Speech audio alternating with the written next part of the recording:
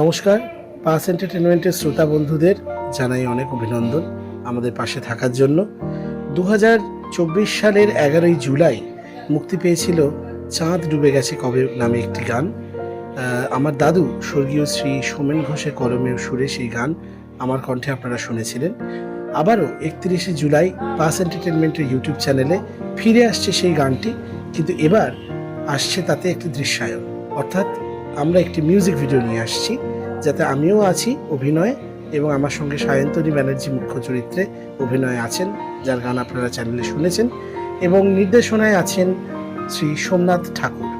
তো আমি আশা করব পাস এন্টারটেনমেন্টের সকল শ্রোতা ও দর্শক আপনারা নিশ্চয়ই এই মিউজিক ভিডিওটিকে দেখবেন, শেয়ার করবেন, অনেক ভালোবাসা জানাবেন, কারণ এটি একটি অনবদ্য এবং অভিনব কাজ হতে চলেছে।